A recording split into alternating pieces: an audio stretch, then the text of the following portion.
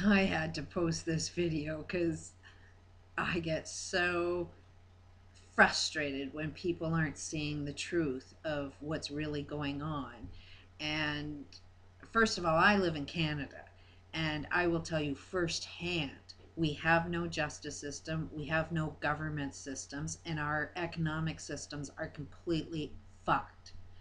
So, part of this truth movement, thumbs up for that.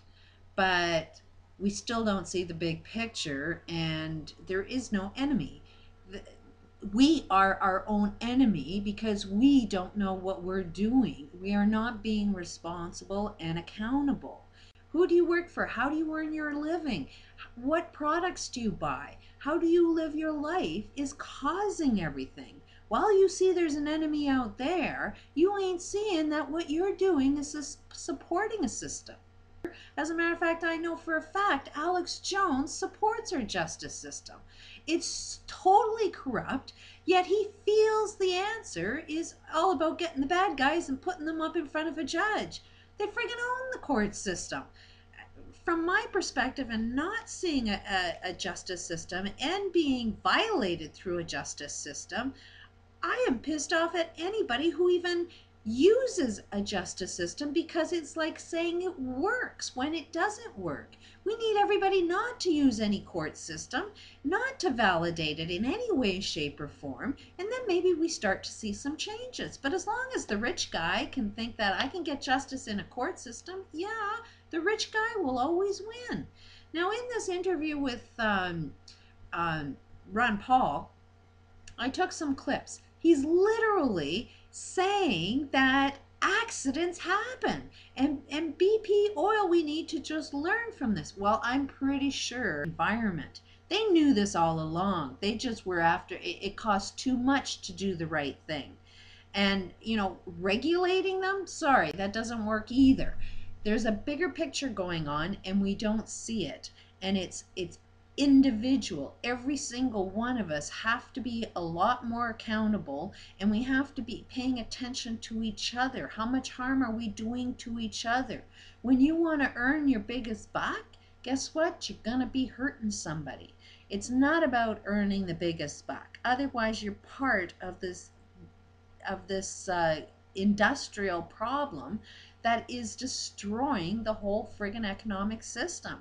As long as you think you need to be making the most money, you're causing a problem. So there are no enemies. There's just guys that think that they gotta be on top, and I make the most money, so I know everything. And the people that know more are the people that are suffering because they've been violated. They see exactly where the system is corrupt. I really don't listen to anybody that's got a lot of money in their pockets trying to tell me how to do the right thing because they don't even know what the right thing is yet. There is an awful lot more to this waking up thing than we've got to do. And the biggest thing that I object to specifically with Alex Jones is his anger level. There's got to be an enemy. When you have an enemy, there's no communication whatsoever. There's just, I'm right, you're wrong, and we're going to fight about it. You'll never ever solve any problems if you can't communicate with both sides of war.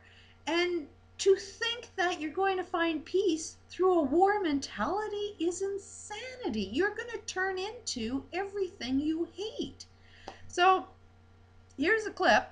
See what you think. It came right out of his mouth. And I don't think he's a bad guy. I'm not angry with him. He just doesn't see the bigger picture. And if we follow this guy, he's going to cause more problems. There's two clips. One about him saying that um, leave it to the corporate entity to do the right thing, and just, oh, accidents happen.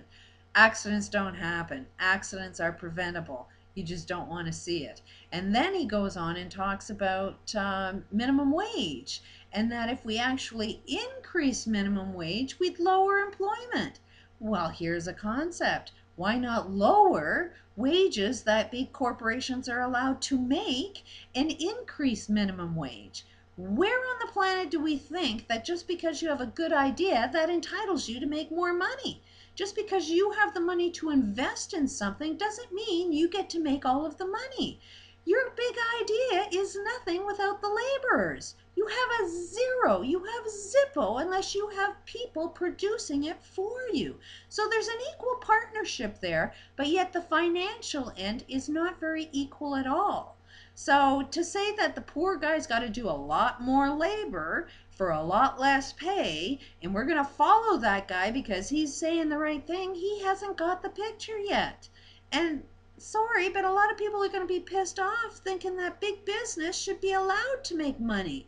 Well, big business, then look at the elites. See where this logic is going from.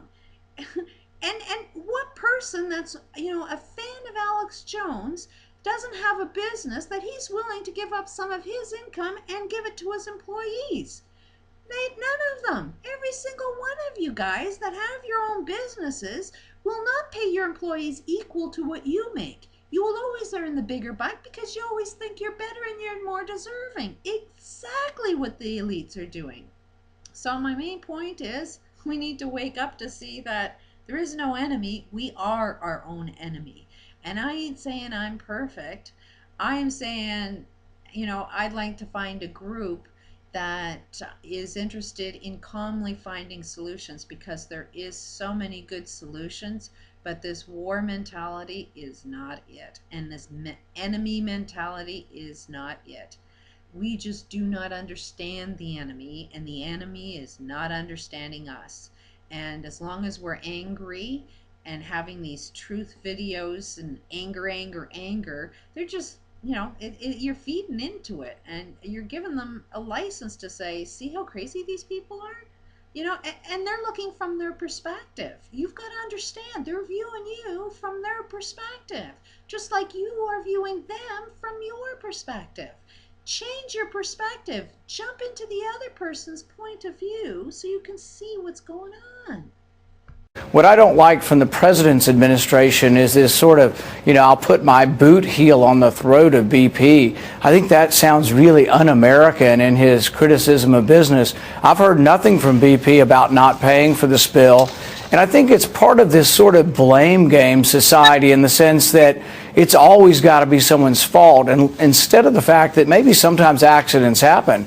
Well, it's not a question of whether they can or cannot. I think that's decided.